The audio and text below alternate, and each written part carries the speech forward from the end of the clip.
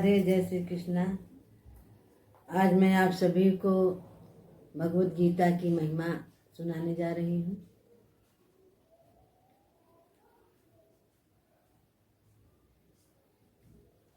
श्रीमद् भगवत गीता का महात्म्य वाणी द्वारा वर्णन करने के लिए किसी की भी सामर्थ्य नहीं है,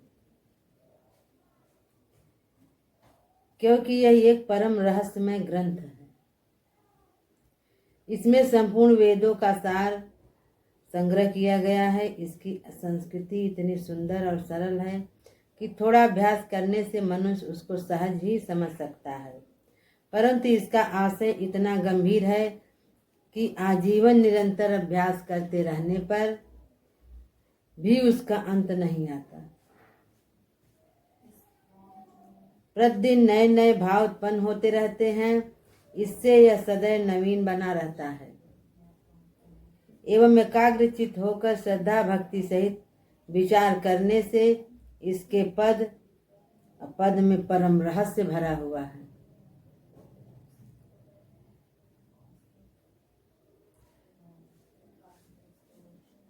भगवान के गुण, प्रभाव और मर्म का वर्णन जिस प्रकार इस गीता शास्त्र में किया गया है, वैसा अन्य ग्रंथों में मिलना कठिन है।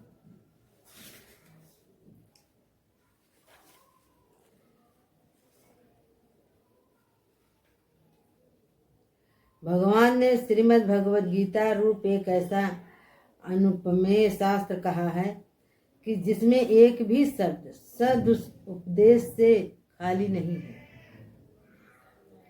श्री वेद व्यास जी ने महाभारत में गीता जी का वर्णन करने के उपरांत कहा है, गीता सुगीता कर्तव्या कि मनहि शास्त्र विस्तरे या स्वयं पद्मनाभस्य मुख पद्माद्विनः स्थिता। गीता सुगीता करने योग्य है, अर्थात श्री गीता जी को भली प्रकार पढ़कर अर्थ और भाव सहित अंतःकरण में धारण कर लेना मुख्य कर्तव्य है, जो कि स्वयं पद्मनाभ भगवान विष्णु के मुखारबिंद से निकली हुई हैं। अन्य शास्त्रों के विस्तार से क्या प्रयोजन है। स्वयं श्री भगवान ने भी इसके महात्म्य का वर्णन किया है।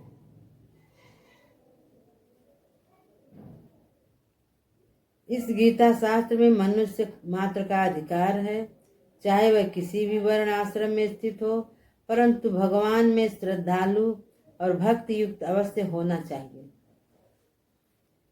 क्योंकि भगवान ने अपने भक्तों में ही इसका प्रचार करने के लिए आज्ञा दी है, तथा यह भी कहा है कि स्त्री, वैश्य, शूद्र और पाप योनि भी मेरे परायण होकर परम गति को प्राप्त होते हैं।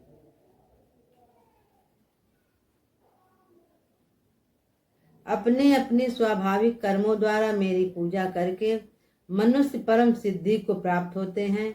इन सब विचार करने से यही ज्ञात होता है कि परमात्मा की प्राप्ति में सभी का अधिकार है, परंतु उक्त विषय के मर्म को न समझने के कारण बहुत से मनुष्य, जिन्होंने श्री गीता जी का केवल नाम मात्र ही सुना है, कह दिया करते हैं कि गीता तो केवल सन्यासियों के लिए है। वे अपने बालकों को भी इसी भय से श्री गीता जी का अभ्यास नहीं कराते।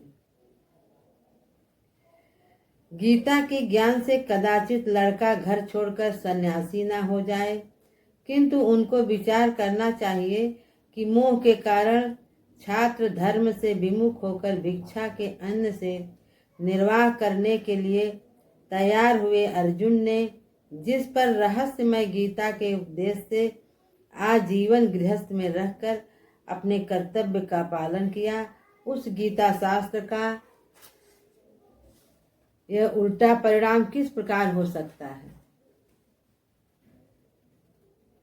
इसलिए कल्याण की इच्छा वाले मनुष्यों को उचित है कि मोह का त्याग कर अतिशय श्रद्धा भक्ति पूर्वक अपने बालकों को अर्थ और भाव के सहित श्री गीता जी का अध्ययन कराएं एवं स्वयं भी इसका पठन और मनन करते हुए भगवान के आज्ञानुसार साधन करने में तत्पर हो जाएं।